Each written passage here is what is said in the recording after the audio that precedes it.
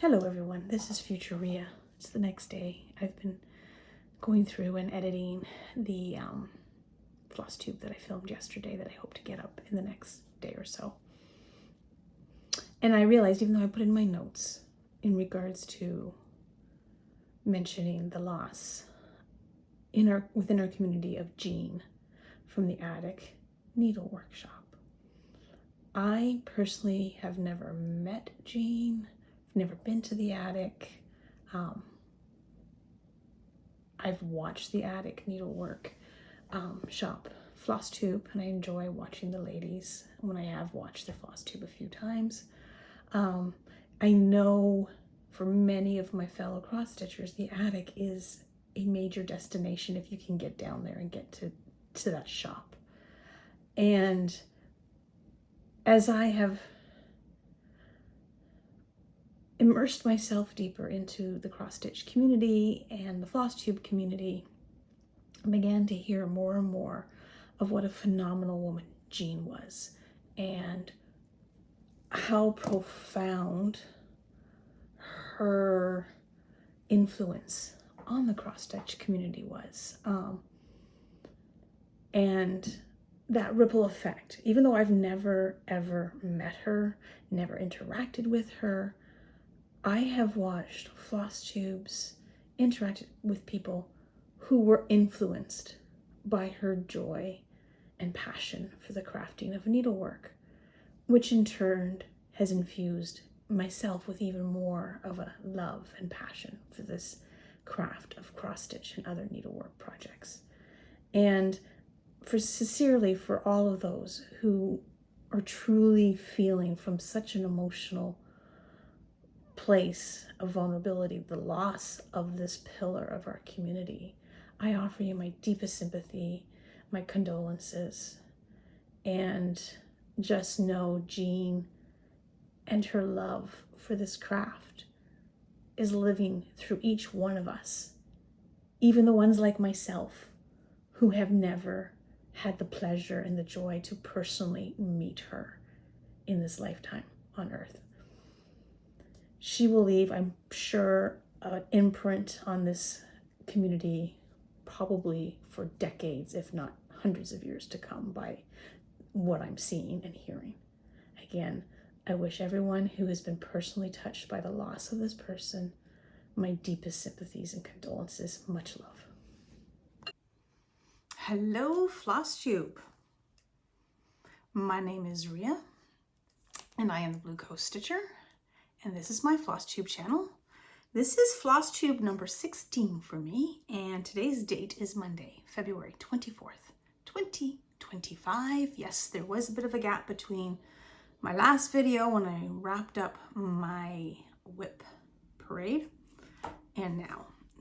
But we'll get into that in my life update. But first of all, I want to welcome you all here. I want everyone to know, as I said before in my previous video, everyone is welcome. All are welcome in my FlossTube channel, in my Instagram space. Everyone is welcome. But I will draw the line at hateful rhetoric. We're just going to put that out there right now because that's one of the reasons why there's been a big gap. So anyways, welcome. Grab a beverage, water. My throat's a bit dry. For me today, maybe your favorite cross stitch piece. And this is my FlossTube. We're gonna catch up a little bit on my life. Of course, there's cross stitching, there's some haul, and if you're so inclined, you're more than welcome to stay at the end. I am gonna talk a little bit about what I've been reading. I've got a couple books I finished, a couple books I've started in the process of reading. And then I just picked up a couple of books and related to cross stitch that I flipped through because they're not like a novel, but you still look through them and ooh and ah. All right, let's do a life update. So our daughter Amanda had her birthday in January and the flu hit our house. My husband, Dave, he started with it first. It was the bad flu. It was the really bad one that's really knocking people off. If you follow me on Instagram, you'll notice at one point I said, stitch her down. I thought I was beating it. He started it just before Amanda's birthday. So we had plans that we had to just pause, put on hold. Yes, we did celebrate her birthday in terms of presents, and I made cupcakes and French onion soup. And then a few days later, I got sick. And when I get sick with a flu bug like that, I get sick. And I, of course, lose my voice. I have coughing. It's just the way my immune system is, my weak spot. And anytime I get a flu like that, it's my throat and the cough. And so that's one of the reasons why there's a gap between my floss tubes, is I couldn't really talk for any length of time. I get this also, I've had COVID twice, the first, and I get it as well. So anytime there's a really bad flu bug, and so if there's the slightest particulate in the air, it'll trigger a coughing fit. Talking will trigger a coughing fit. My voice will go. My throat's feeling much better. My voice is, fine now. So, and I kind of laughed because with everything going on in the world, where it's just chaos, it's just stupidity reigns supreme. And I said, I just want to lock away the world, hunker down in my cozy little house by the lake, and hibernate till spring. And then the universe, well, here you go. Here's a nasty flu bug that's going to knock you off your feet. And then you can't talk. Didn't leave the house. Then, of course, winter storms. We had a series of winter storms come through. About a week or so after the flu started with me, I had to get some groceries, and Amanda came with me. And I said, if I get a coughing fit, I'm going to throw my debit card at you and run out the store, and you can finish the shopping. But I had fisherman's friends. I sucked on those the whole time in the grocery store. We tested for COVID. It wasn't COVID. Our son had COVID when he was here over Christmas holidays, and we were feeling run down. So I think we had a bit of a touch of it. We just didn't get sick like he did. So no surprise it wasn't COVID. It was just that really nasty flu bug that's going around. Yes. So fever, chills, lost my voice. Yeah, it's just, I missed a few days of stitching. And then, of course, I got behind in other things in my professional life. So, yeah, it is what it is. And then I had to get a new laptop. I'm turning into that old person. So I had a Mac Air book, laptop. I'm not a techie, but I'm not techie. And last few months, my husband Dave has been hearing me complain about the laptop. It's like, oh my God, my email, slow. And it's like, oh, and I check my mail. Oh man, everything's getting slow. It's getting slow. I don't know what's going on. I'm having issues. And he goes, well, how old is your laptop? I said, he's not that old. And he goes, well, when did you get it? And so I just stop and think. I said, when I was in school around 2016.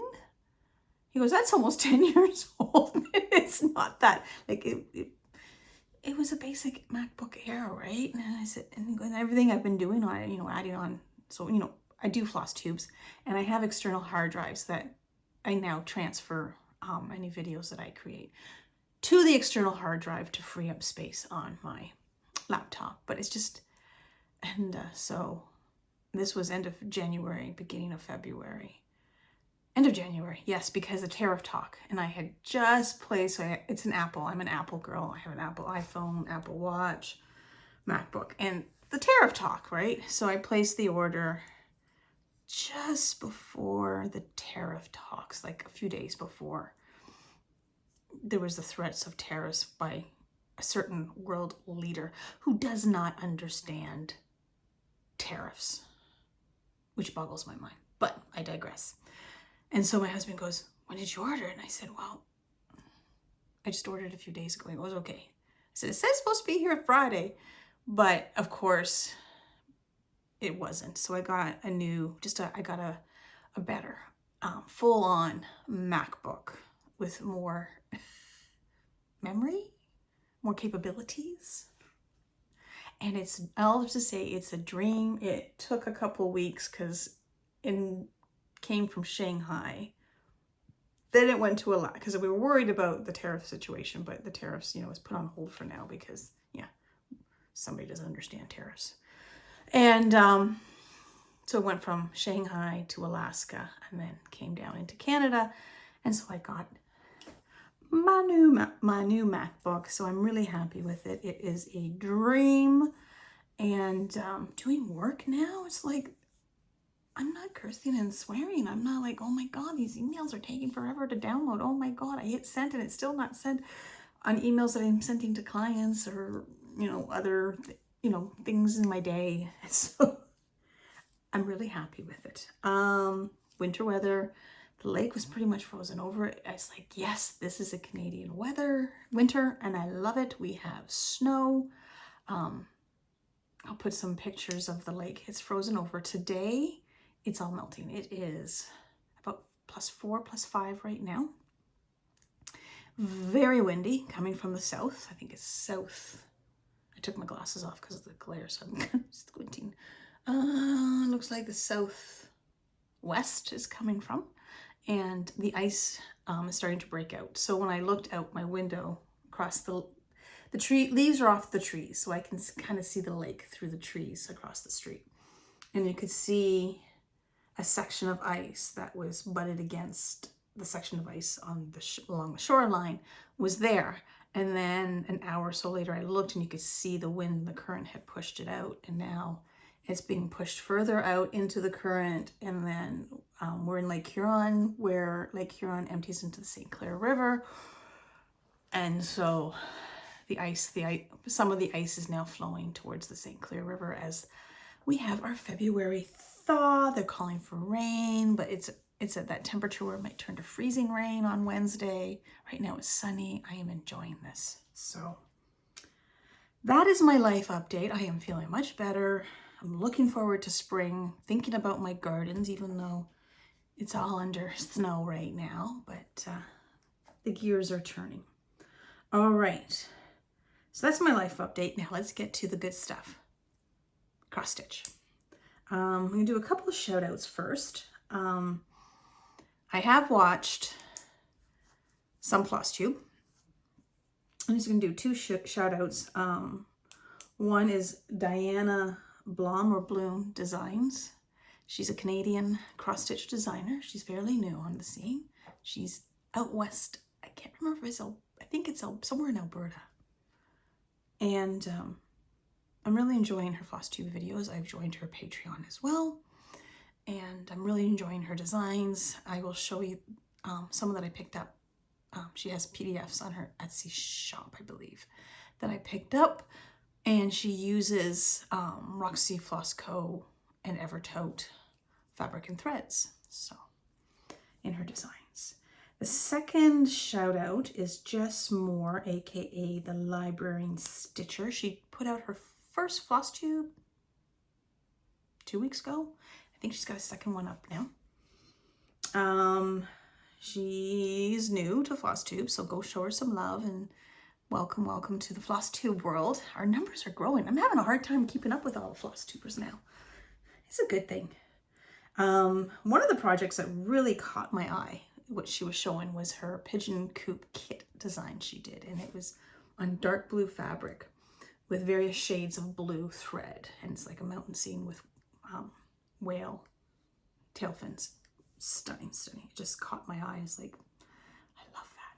I guess Pigeon Coop is a new to me designer, and she said he doesn't do kits anymore. It's just, I think it's just patterns, but it's worth checking out.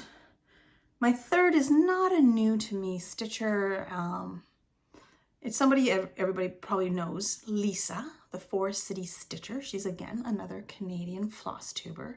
I want to shout out her Instagram page because with everything going on with the tariff situation, which is putting uncertainty into so many areas of our lives.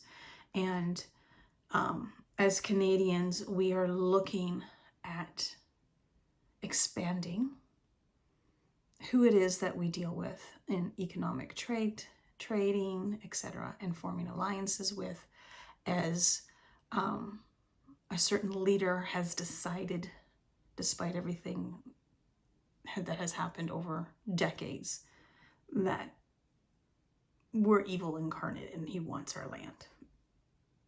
More like our resources for his personal greed. Anyways, we as Canadians, the general conversation is, how can we source our goods and services from Canadian as much as possible? How can we, and our Prime Minister and other leaders within the country have also started this, form trading relationships with other countries to secure our supply line.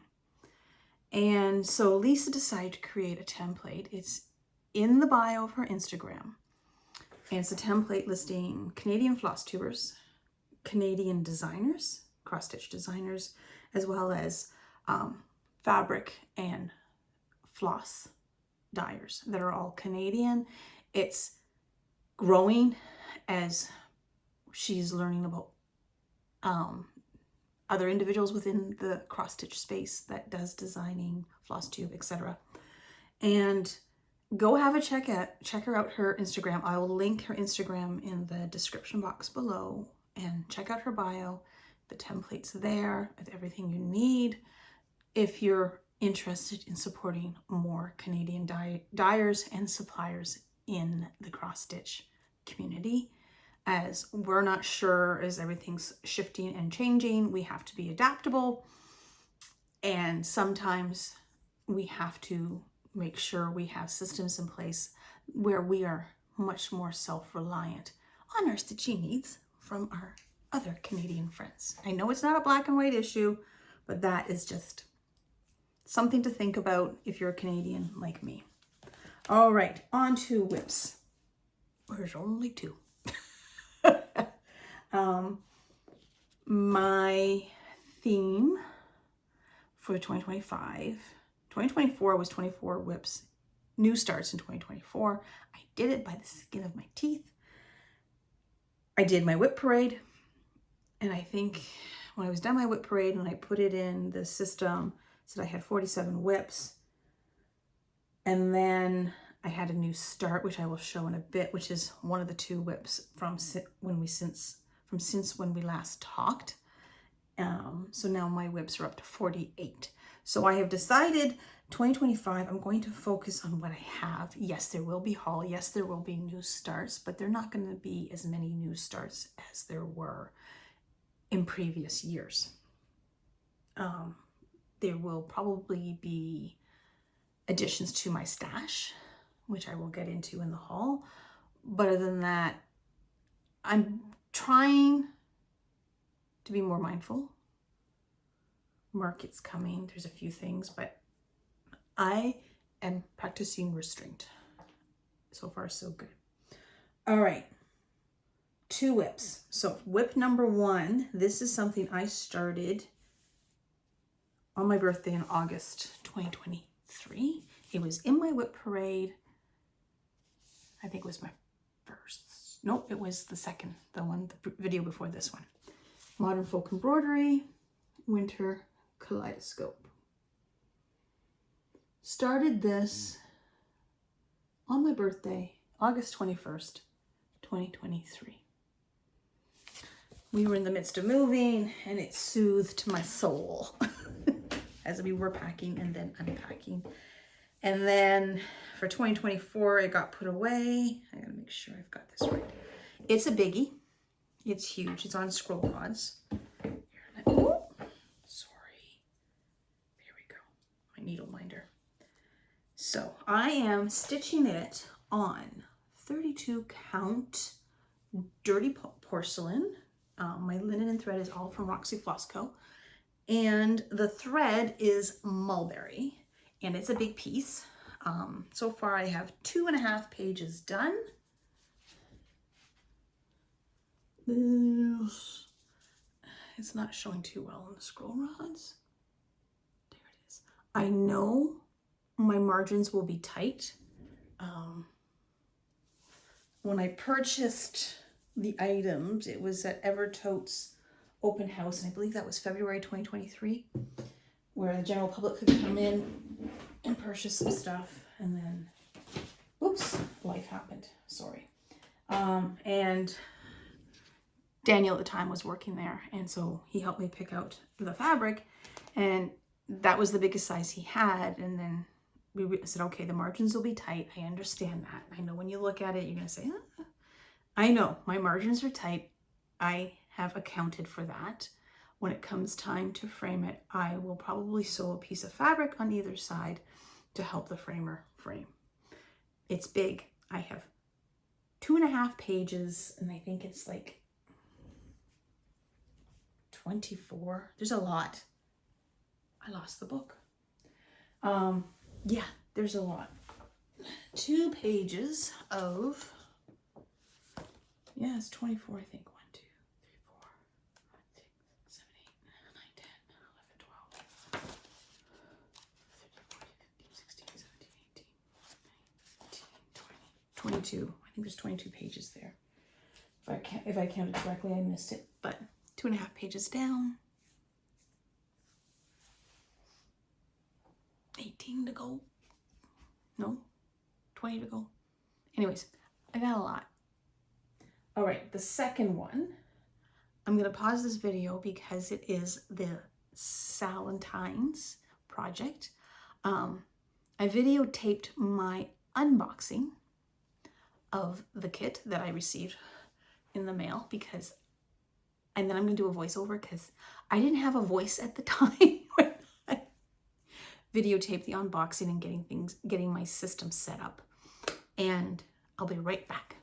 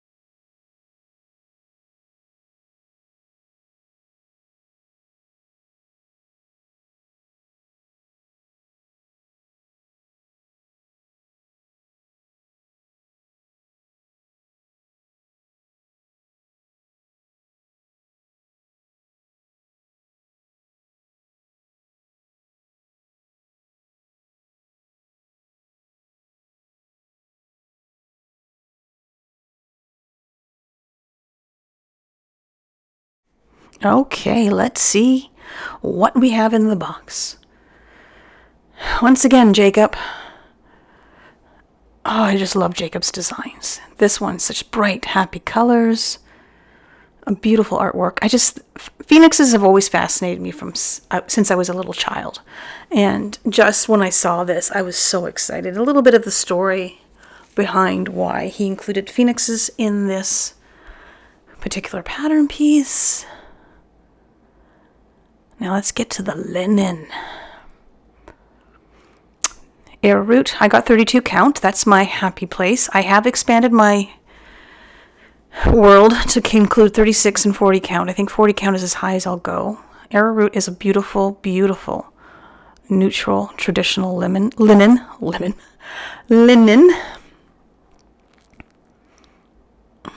Beautiful.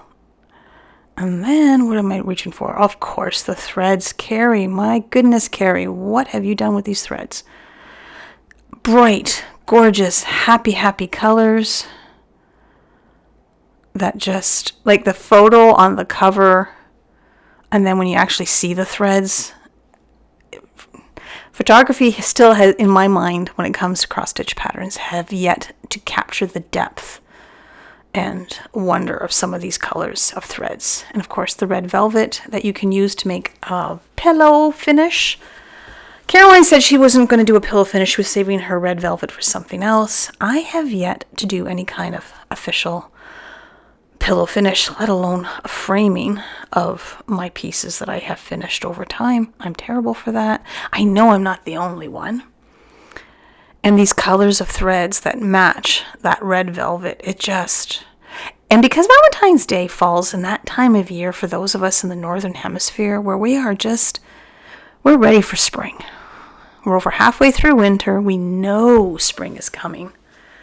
And the bright colors, they just make me think of spring flowers that I know are just waiting underneath the earth, waiting. And of course, there's always more. Some candies and tea. I love a good herbal tea while I'm stitching in the evening. Stickers. My former scrapbooking self still loves a good sticker. Floss ring with some charms. I'm not sure. Carolyn and Carrie, can you tell me? Are these charms for the pattern or are they just for fun? I'll figure it out. And of course, we have the all-important needle minder. My needle minder collection is growing, and I love this one. It's just the Phoenix. It's just stunning. I love it. Happy stitching.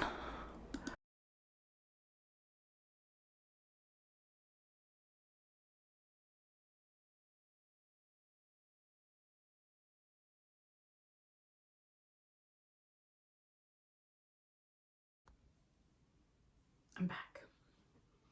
So, as you know, it's the 2 Phoenix for you, which is the Salentines. Oh, and I just love the colors that Carrie dyed for this project. It is stunning. I've always had a fascination with phoenixes, the legends and the myths of Phoenix throughout ancient history. I remember as a kid, there was a show on TV Ontario, but I think it came from Britain, and it was the 70s. It was cheesy, and there was a phoenix puppet. There was kids going on an adventure, and then the phoenix would regenerate, I think, every episode and take them on a new adventure. So I can't remember what it was called, but I remember I was like 5 years old watching this, and ooh, right, loving, and that kind of started the fascination of phoenixes. So, and then of course, what little bit of Art Nouveau he's put on the back. I love it. So, there's going to be a confession. I did not start the Salentine along with everybody else. You would have heard me talk about how I'm a start along, not a stitch along. I, myself, and stitch along don't always get along.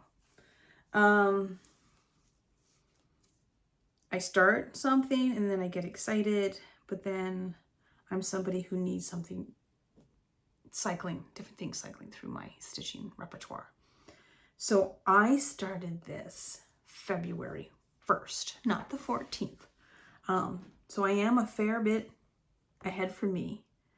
I am absolutely loving it. As you know, it's on, mine is a 32 count. It's arrowroot. I am loving the fabric. If you watch Caroline and Carrie's videos, etc., you will have seen the thread.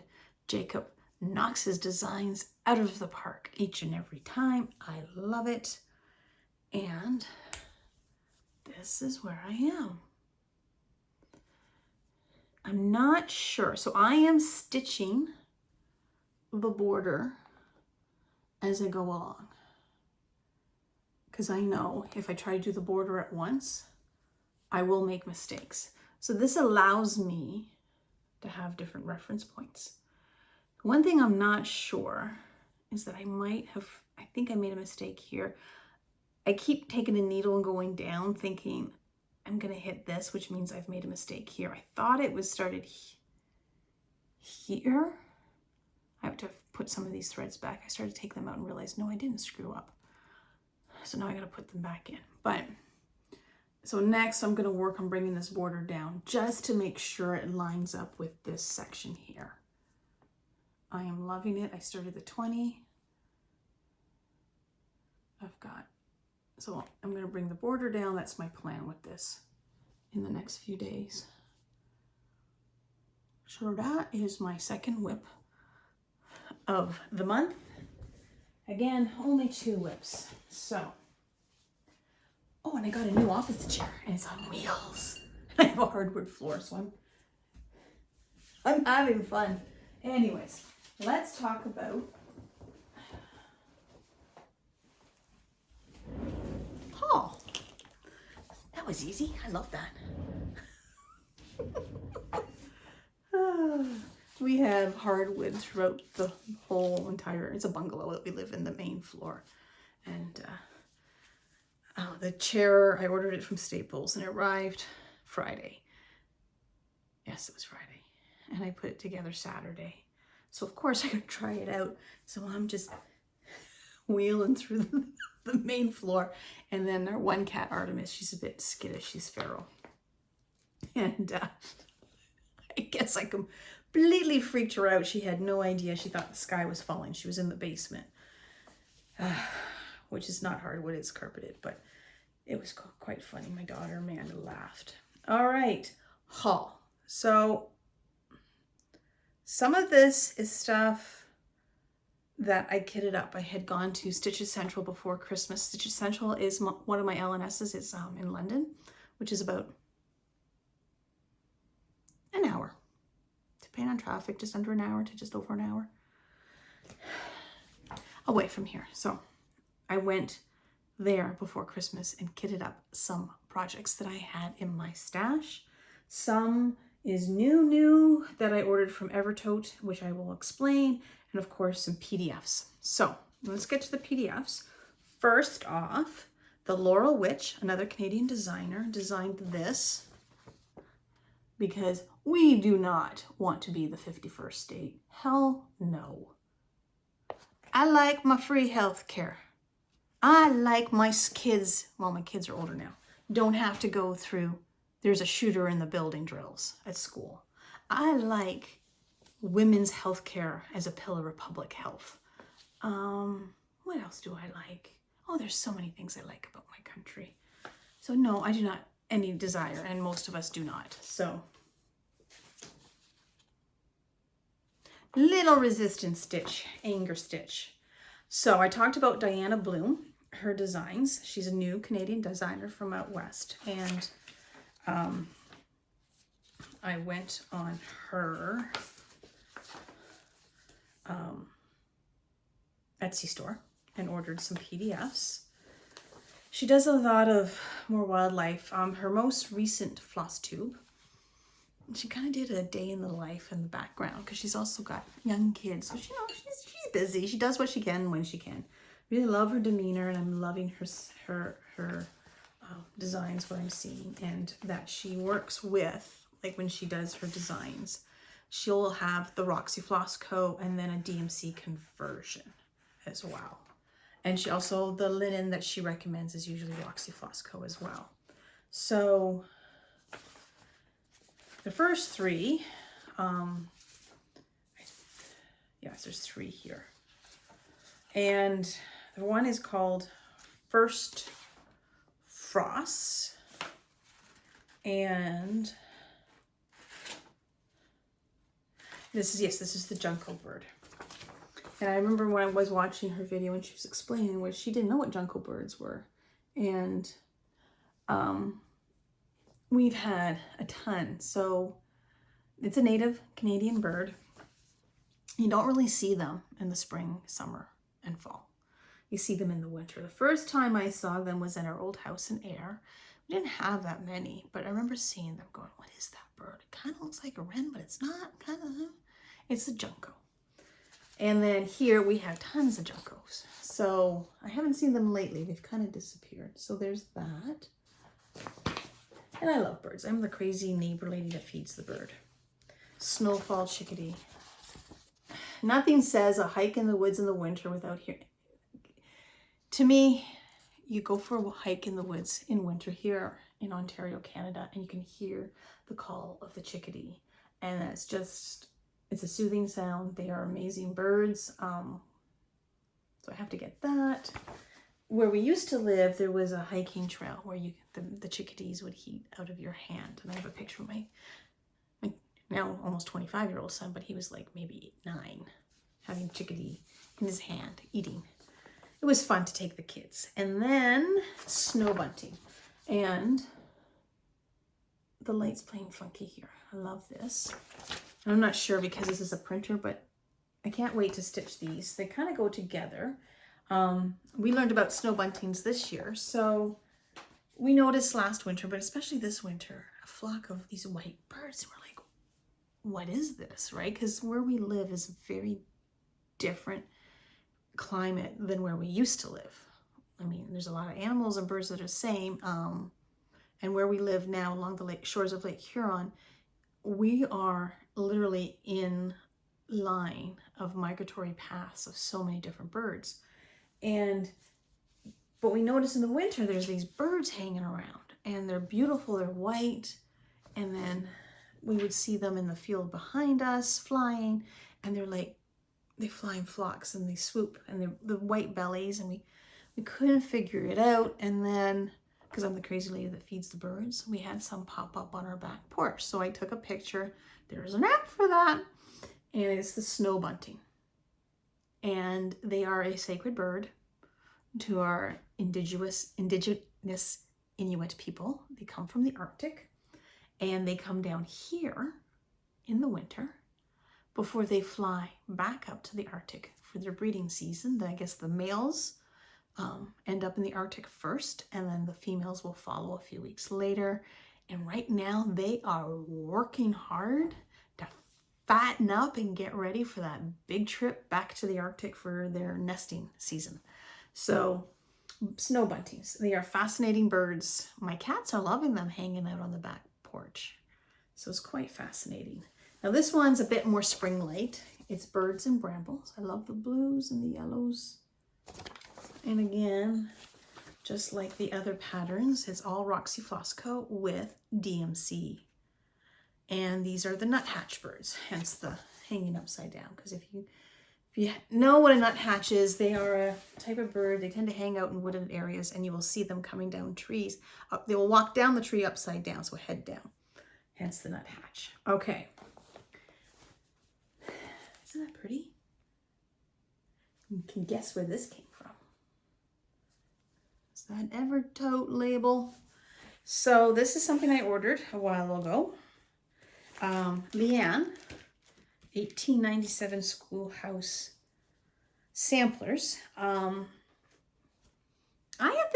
have known Leanne for a couple years now.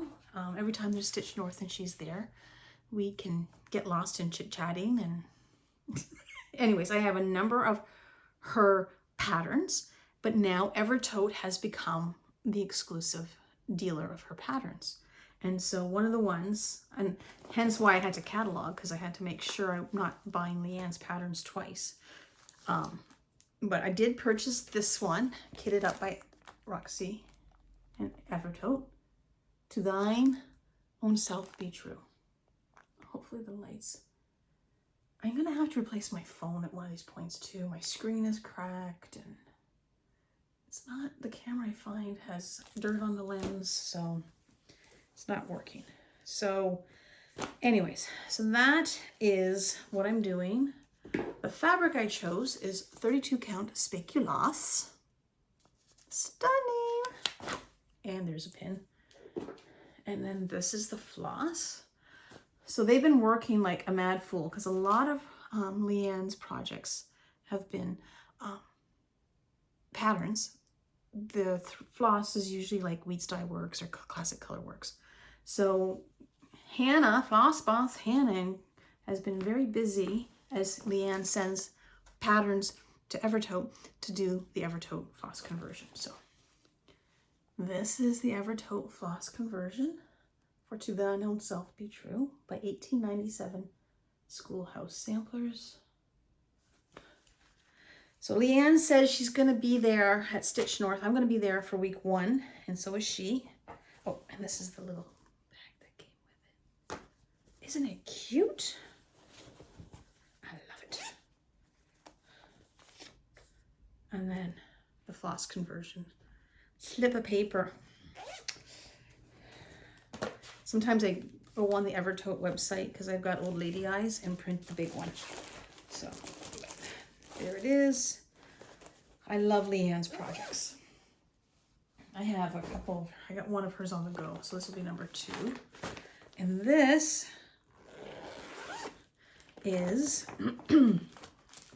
another Leanne. Excuse me, dry throat. I bought this a while ago. A Tender Father, 1847. It's in plastic, I'm sorry. And this is one of the ones I went to Stitch Essential and got kitted up.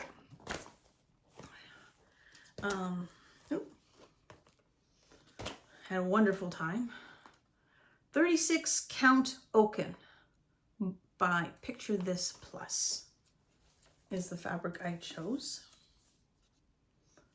Stunning. Oops, I should have organized these threads. Oops. The threads are Gentle Arts. Sorry. Gentle Arts, Weak Dye Works. Yep, Gentle Arts and Weak Dye Works. There's quite a few here, actually. There's some duplicates because some of the threads you need 1 or 2, sometimes 3 skeins. So, but anyways, I don't have them all. Would be just insane, but it is going to be stunning. And I am just destroying the place. All right, let's see what we can do here without doing duplicates. It's a big project. If you follow me and watch me, you will know I am a big go big or go home kind of girl. This is what I do. Let me just throw some of the floss down. It's a wonderful palette. I think it's going to be amazing. I hummed and hawed over this, making sure some of the lighter threads didn't get lost in the fabric. I am going to be so happy with this. When I'm going to start this, I don't know. Oh, Father's Day. We're an empty nest house, so when it comes to Father's Day, unless her son plans to come home, I don't know. Anyways. So Weeks Dye Works and Gentle Arts. And there's an idea of, some people are really good at showing threads, but there it is. 36 count Oaken.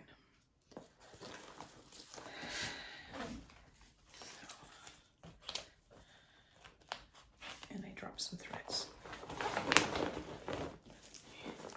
Yeah, you can see there's a lot of reds and pinks. Try not to.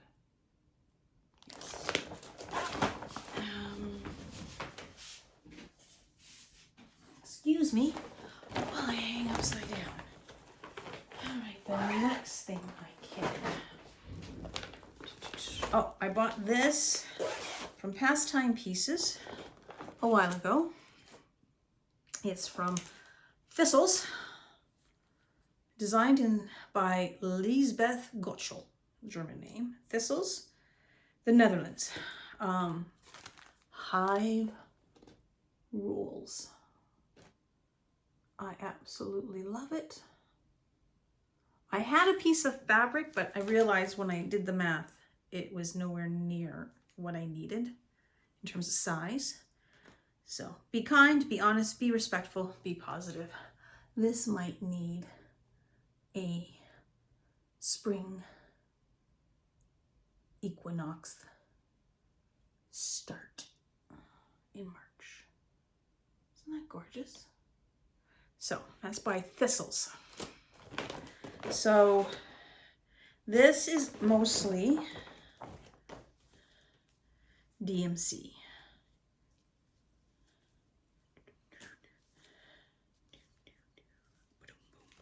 So, which is like, so there's a lot of colors to it.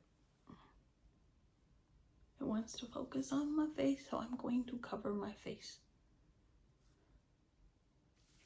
Whoops. The fabric, which is bigger than what I need because I liked it so much. I did the same thing with Tender Father, is 32 count Stormy Clouds Vintage Belfast linen. And it just has this modeling that reminds me of clouds. And I think it's gonna work. I think it's gonna work. So I'm looking forward to starting that. Yes, spring equinox is a good time. All right, sorry for the zippers. So this is, I purchased this Stitch North October, the pattern, but then I got the, floss pack and fabric just later on. Yes. And it's, again, 1897 Schoolhouse Samplers. Let not the morrow your vain thoughts employ. Rebecca Randall, February 23rd, 1831. And it's for this little tray. I got to see the tray in person at Stitch North October. Leanne did such an amazing job with that tray, which of course enabled me. Yeah. So 32 count Beekeeper is the fabric I chose. Oops, I'm losing stuff. It's still in its, the thread is still in the plastic, but come on, glare. The sun is bouncing off the snow in my front yard into my window. Normally I get a nice soft light through here, but not today. Okay, I'm gonna open it.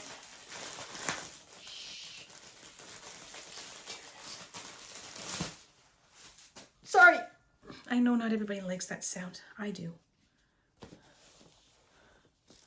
I think it's gonna be stunning. Just stunning. When I'm gonna start that, I don't know.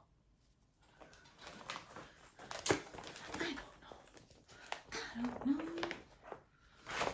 don't know.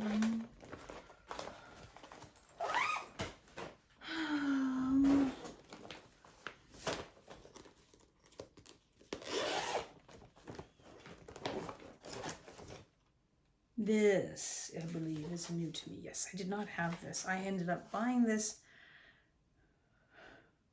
Or did I? No, I've had this in my stash for a while.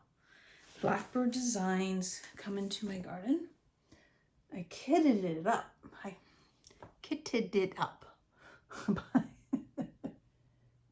That's another thing I'm trying to do, is kit up what I have. Be mindful of what I'm purchasing. Fabric I chose, 36 count Velt Edinburgh linen from Picture This Plus. It's got some beautiful mottled greens. The floss is the called for weeks. That works. There's a lot, because, you know, go big or go home, Rhea.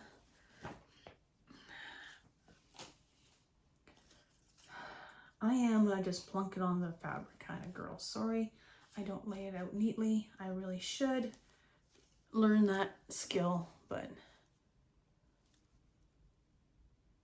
I think it's going to be beautiful. Let me see if I can open up this bigger. I really need to do a better job, don't I? Oh, look at that. I am a sucker for a nice blue. Whoop. There's just so many stunning colors in this palette. Again, there's going to be some of these are multiple skeins because, you know, it is a big project. On 36 count, I think it's going to work out beautifully. I'm looking forward to that when I start.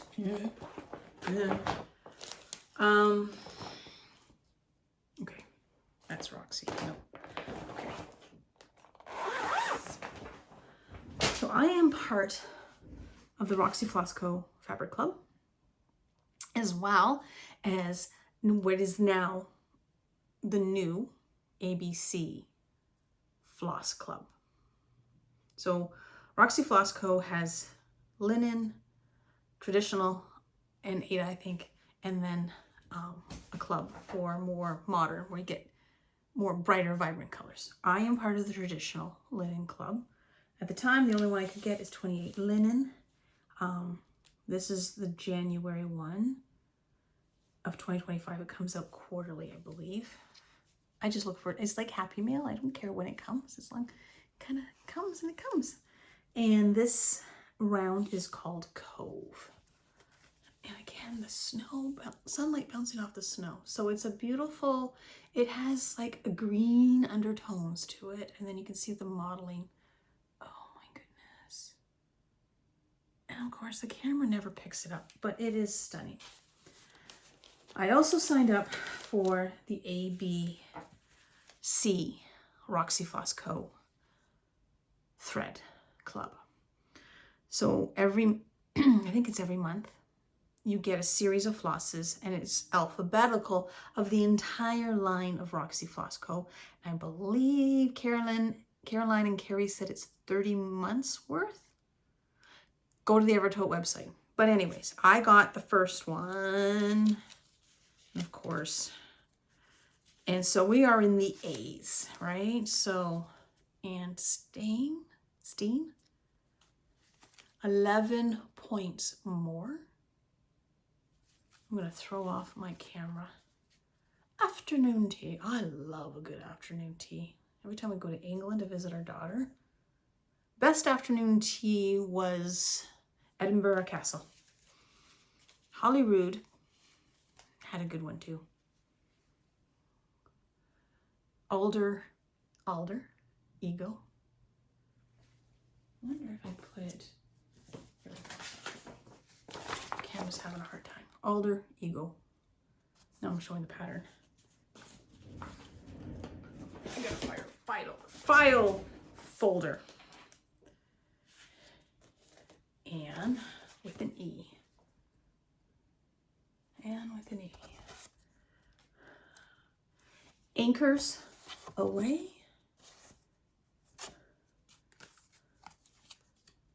N-E-I-E. Anne with an E, and then Annie. My middle name's Anne with an E. Arctic Air. After my aunt. After my Tanta Annie. Antique wedding dress. I have a project from Jacob that I have to start. That's all antique wedding dress. It's monochromatic. Amethyst. So pretty. Amaretto. I don't drink coffee, but I like the color. I like the smell. Something just flew by my window. Almond. These are not in alphabetical order because, of course, in typical Rio fashion, she screwed it up. Something's blown by my window. It's very windy up today as we get a change in the air current. I have also joined, because I love a good project bag, Evertote's Project Bag Club. First one came. It's got the hedgehogs. And then the little pouch. Just, oh my goodness. And then there's this project bag. Oh, so pretty. And do something in here. So I purchased this pattern at Stitch North in October, and of course had to kit it. It's bluebirds and bluebells. My chair's rolling away. Sampler in smalls from Pansy Patch Quilts and Stitchery, another Canadian designer. Her daughter has started her own cross-stitch design company. Blueberry Ridge. I just watched a FlossTube where they were talking about their Nashville releases.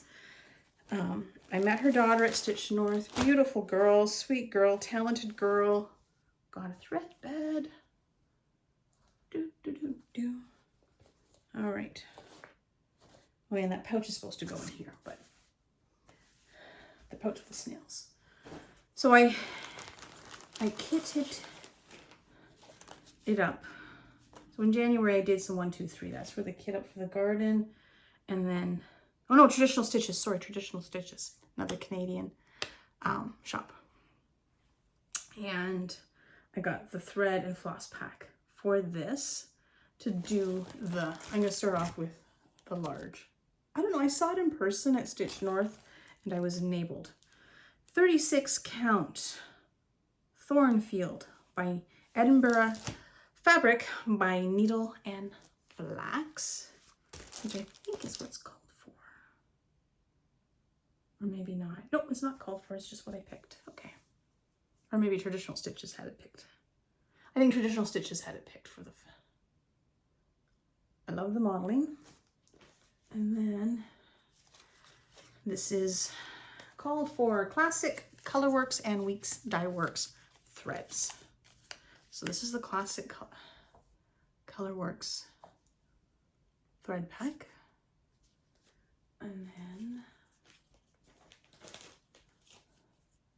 the Weeks Dye Works thread pack as well.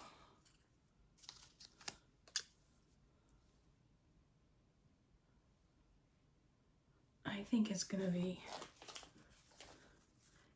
beautiful. It really is. I remember seeing the sampler in person. I think Lori's mother stitched it. Her daughter explained it to me, and then of course, menopause brain. I think it's gonna be beautiful. Okay, so that is my cross stitch haul. If you made it this far, I hope you enjoyed this. I have a plan, but I tend to go all over the place. So what we're gonna do next is books. So if you not interested, you can move on. But if you want to know what I've read, what I'm reading, maybe it tweaks your interest. Stick around. I'm gonna hit pause briefly while I grab the books. Okay, I'm back. This chair is rolling all over the place. I am also getting a new desk. I'm gonna get one of those sit-stand desks. Canadian company called Bureautic out of Quebec makes them. I ordered mine a week ago. I do a lot of sitting and it's not great I have my right hip can act out if I sit too much. And I'm somebody who also doesn't sit still for very long. I have, like when I'm listening to lectures and stuff, I have this and things like that. So I need something I can sit, stand. So hopefully, because this one's very bumpy and this chair keeps bumping it. Okay, books. I got 2 books that are cross-stitch related. The first one I ended up purchasing myself.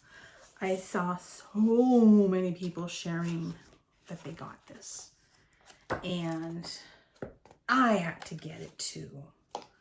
And you probably have seen this book pop up in other FlossTubes of people that have purchased it or have received it as a gift. Vintage French Needlework 300 authentic cross-stitch patterns, flowers, borders, and alphabets.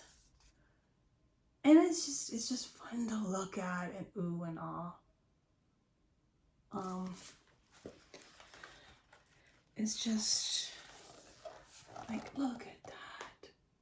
Look at that. Try not to show the, like, stunning, just to look at and admire. I need to be immortal to stitch all the things, but this I got as a Christmas present from my son Daniel.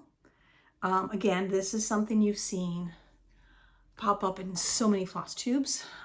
Has been recommended over and over and over again.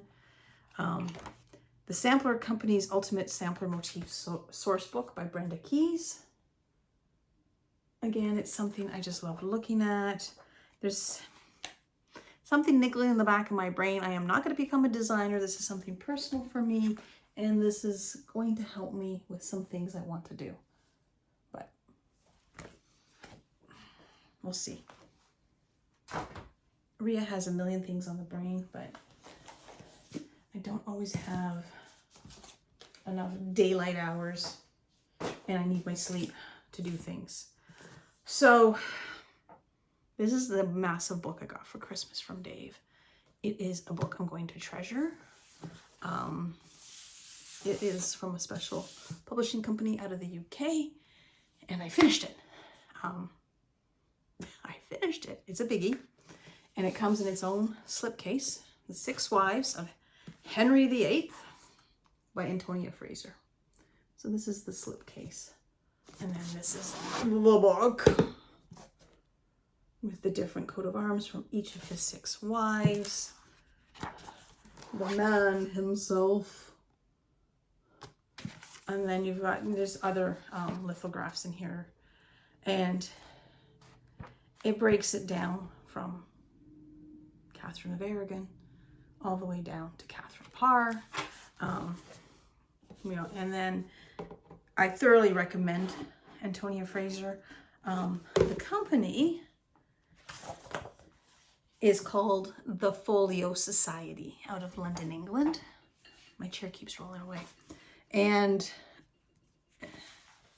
the quality is just, you've got the Plantagenet descent of Henry and his queens. So all of his queens have connections to him via his family tree. It was a much smaller world back then. And we all learn about Henry VIII and his 6 wives, Anne Boleyn, Jane Seymour's the one that died, etc., etc. But Antonia Fraser, she puts flesh on the bones of these women, where they become more than just characters. You get to understand who they were, personality-wise, where they came from, and a little more in-depth on who they are. Not because history is kind of, at least the way I was taught about them, was very superficial. And I was brought up in a Protestant Christian school, so Catholics were the bane of existence, right?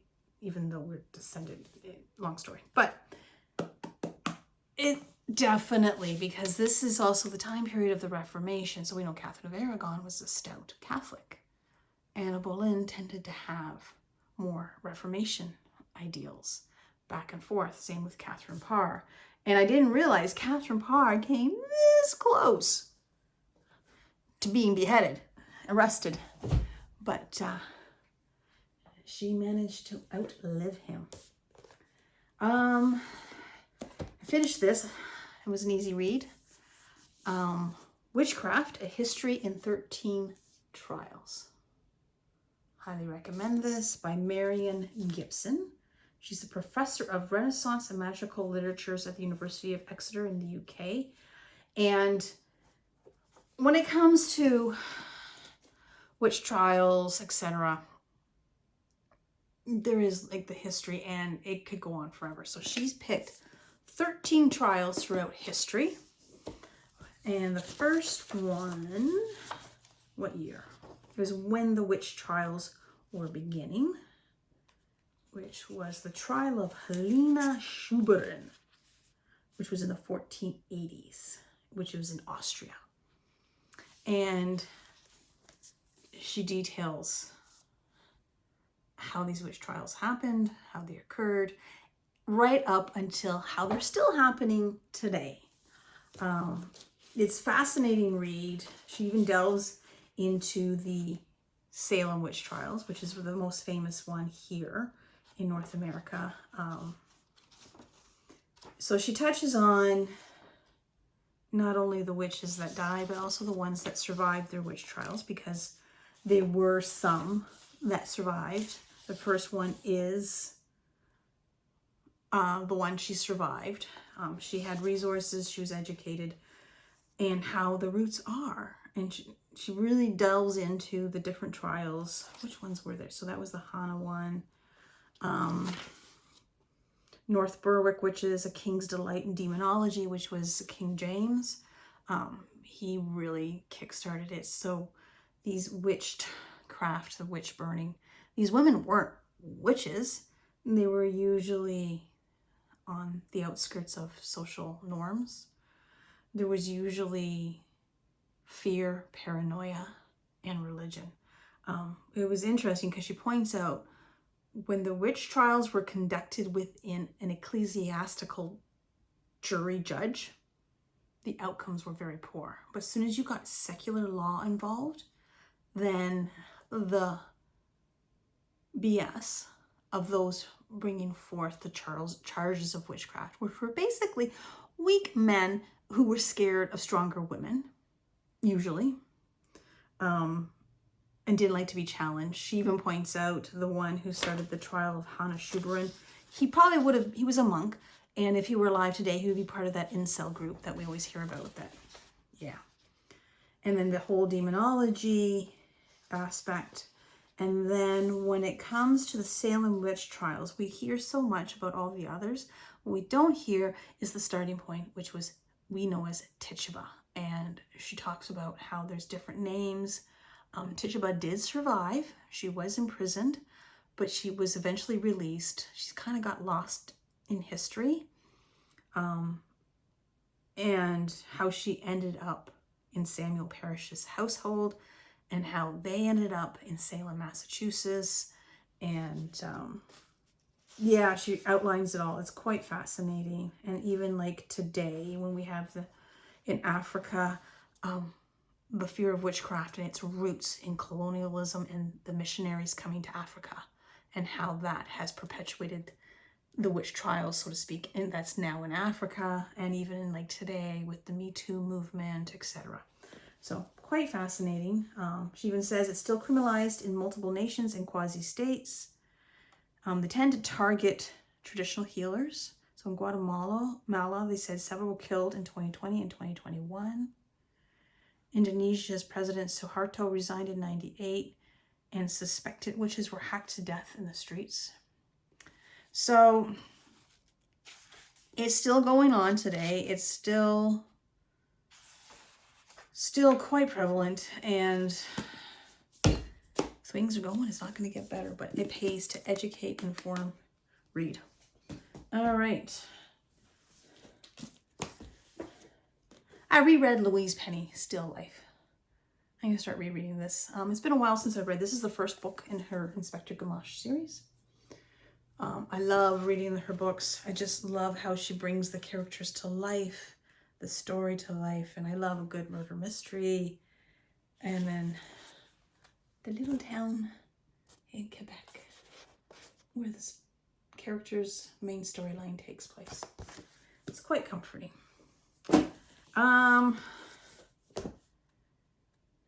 These two books, one I'm in the process of, I'm almost done. And the second one ties in, actually. Slow Productivity, The Lost Art of Accomplishment Without Burnout.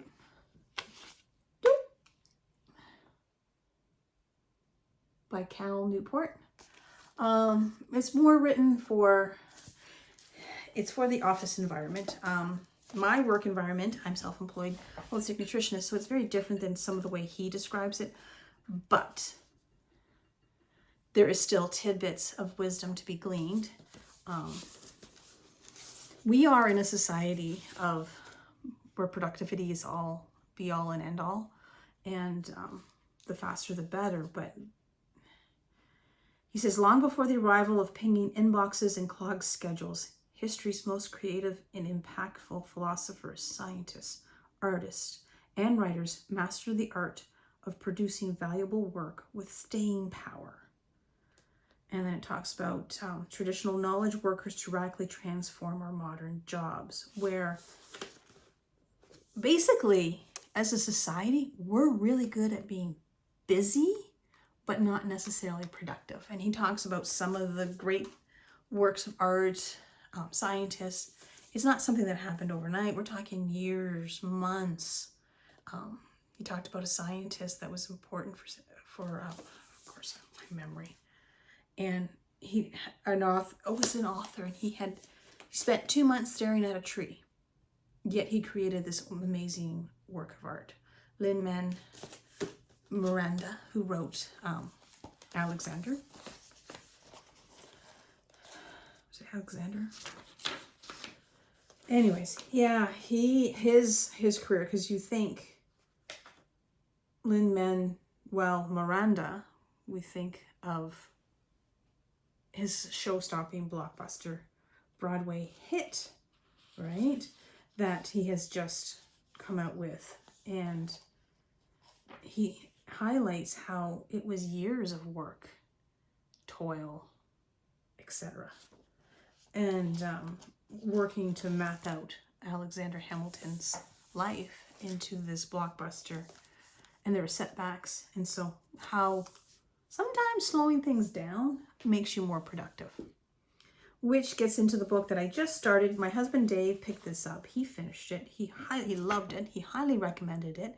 It kind of ties in with the crap that's going on in the world. Stolen Focus, Why You Can't Pay Attention, How to Think Deeply Again, by Johann Hari. And there's a few things I'm really just beginning. But how we as a human race are losing our attention span. And there's scientists that have actually documented it. And it's scary. And we have to thank the Mark Zuckerbergs of the world for what's going on. Yeah, and it's quite interesting. He also gives steps about how to possibly regain your focus. And how it's eroding the democracies of our world. How Facebook, Twitter, aka X, etc., is eroding our fabric of our social structure and therefore our democracies. And we're seeing a rise in fascism and fascist tendencies, as I like to say. And it's quite fascinating, and I'm really enjoying it so far. Yeah. And how we're just, and it's true when you think about it. He talks about visiting Graceland, and you're given a tablet, and you're just like, and people were looking at the tablet when they were seeing something phenomenal in the Graceland tour. They could put down and actually see what it is that they were looking at, but they kept being fixated on their tablet. And it's amazing. Like, what was he said? The Rolls Royce were displayed in the adjoining museum. And it was, the jungle room. That was it. He was in the jungle room of Graceland.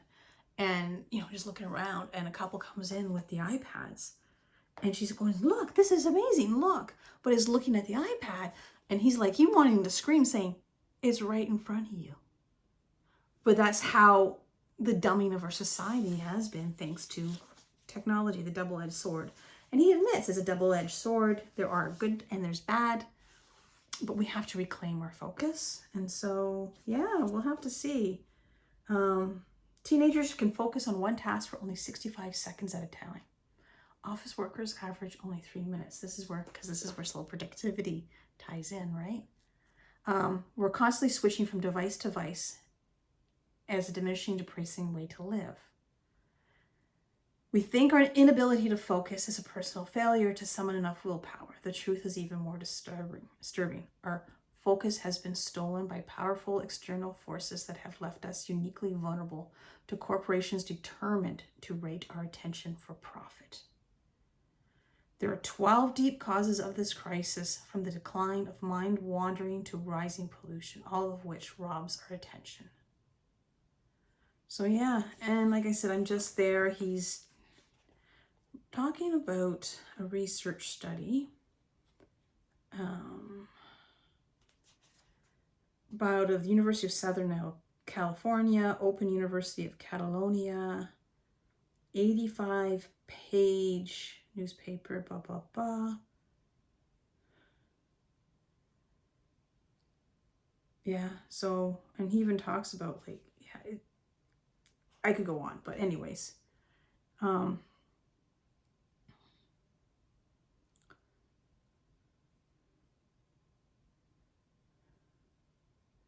said, how many weeks and months did it take for people ahead of us, like centuries before us, to get bored and move on to the next thing? When they looked at the data, they found the graph looked similar to Twitter's. With each decade that passed, for more than 130 years, topics have come and gone faster and faster. So things are speeding up. So far I'm liking it. And then this next book, last book, is one I picked up. I ordered it a while ago, but then Canada Post strike happened, so it's wallowed away somewhere. I don't know if it was in Canada Post because it came from the UK, or in UK waiting to be shipped to Canada. It's by Womancraft Publishing out of the England, Weaving Our Way Beyond Patriarchy. And it's just a series of authors taking the ancient women's work of weaving as its framework. Weaving Our Way Beyond Patriarchy is a collaborative text of voices woven from the Womancraft community. Through poetry, prose, letters, articles, and artworks, more than 80 women reflect on what it might look like beyond patriarchy and how we get there, from the big picture to the domestic details. And I'm really enjoying it. I'm going to close out this video. I think I've rambled on long enough. I always think it's going to be quick, and it ends up being a lot longer than I think because I get excited and I start talking. So I'm going to say thank you for watching. I'm going to close out this video with me reading over, like, I videotaped myself stitching the Phoenix in the Phoenix for You Salentines, and I'm going to voice over my reading A Spell for Uncertain Times by Lise Lonsman, one of the contributors to this book. A lot of times I close my videos with create a little magic with needle, thread, and fabric. And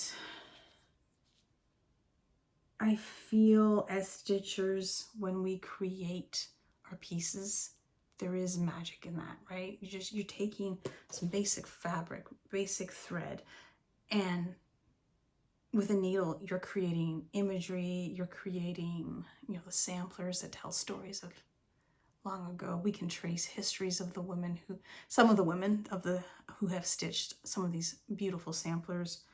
We know where the samplers came from, the history of the place. Stitching can be a way of expressing resistance, such as not snowball's hell, chance in hell. There is power in our craft. The world is chaotic. We are seeing fascism coming back. We are seeing books being banned. We are seeing people being told they do not have the right to exist in certain areas. Women, thankfully in Canada it hasn't happened, losing their right to bodily autonomy. So a lot of times as stitchers, we all admit the stitching is our way of coping with the chaos, with the stress, to ease our minds. And I also like to think as we're stitching, I'm always saying, what else is possible? What can we create? Where can we go from here? That's been kind of my model throughout most of my adult life. And as we stitch, infusing our stitches with words of creation, with words of hope, resilience, resistance, with each stitch, and creating something better, something that is for the good of all, not for the good of the few, which has all too often been the focus in our society, especially now. Those voices are getting really loud, where they have no empathy for others that look, feel, see the world differently than they do. So, happy stitching, my friends. Always continue learning, continue growing. Create from a place of love and acceptance of all. Till next time. Take care. In the book, Weaving Our Way Beyond Patriarchy, Lucy H. Pierce uses the definition of patriarchy from Wikipedia, meaning the rule of the father, a social system in which males hold primary power, predominate in roles of political leadership, moral authority, social privilege, and control of property. In the domain of the family, fathers or father figures hold authority over women and children. She continues to say that the lie of the patriarchy is that there is only one white, male, heteronormative truth that is agreed upon and may be spoken of only by experts. We believe there is power and more truth in a community of collected voices, each bringing their own lens, their unique perspective, each weaving through their own strand of lived experiences, research, and soul knowing. Something powerful is unleashed when women raise their voices together. Awareness comes to what has seemed intractable. When enough women join together and keep calling out injustice, keep standing against violence, the status quo begins to shift. Later on, she talks about weaving. Weaving was traditionally a woman's activity, one that created the literal material of daily life, the sheets that were slept on, the clothes that were worn, the bandages that closed wounds. It is one that women seem to return to again and again, one that seems archetypal to us. As those of you who follow my work know, the lost archetypes of the feminine are a driving force for me. If we follow this archetype of woman as weaver back in our story, we discover that, and she quotes Helen Diner in Mothers and Amazons, all mother goddesses spin and weave. Everything that is comes out of them. They weave the world tapestry out of genesis and demise, threads appearing and disappearing rhythmically. Just as the mother goddess was moved from her primal role as creatrix of the universe, so were all things considered female or feminine. The idea of women's work was denigrated over centuries to refer only to the domestic sphere, to the trivial, and to the mundane. Woman as weaver was demoted from sacred world maker to demeaned housewife. The public sphere was dominated by men and the masculine. Whilst that tide has been turning, its residue remains, like an oil slick over the pebbles of our lives, giving a strange, unnatural sheen that somehow women's actions, women's thoughts, women's voices, women's feelings are just less important, significant, and relevant. We imbibe this poison until it becomes our self-belief. The reclaiming of the power of the metaphor and literal act of weaving has been an ongoing project for women artists, writers, and thinkers throughout the 20th and into the 21st century. I'm going to read from the same book, A Spell for Uncertain Times by Lise Lonsman. Some people freak out by the word spell. Spell is just another word for prayer. I unbelong myself to a world of controlling, of winning, of buying and selling bombs, of planning the next attack, of unhealed father wounds wreaking havoc, of inner conflict and chaos playing out in the outer world. I let myself grieve the old while I hum a soft prayer to a peaceful, wise goddess. I belong myself to unlearning the old ways, to untangling and dismantling. I belong myself to a new world, to new ways of being and coexisting, ways that are deeply rooted in shared intentions and core values of co-creation, sustainability, and respect for life, and that hold spaces for differences and disagreements in wise and peaceful ways. I belong myself to the inspiration that is brewing in my belly and to the excitement in my hands and fingertips for the new world that I want to be a part of and contribute to. I belong myself to creativity and magic, to learning and exploring, to connecting and deepening, to a vision that breathes life into me, to building and rebuilding together, to meaningful community. I belong myself to humility and gratitude, and I belong myself to belonging, because that brings my heart peace.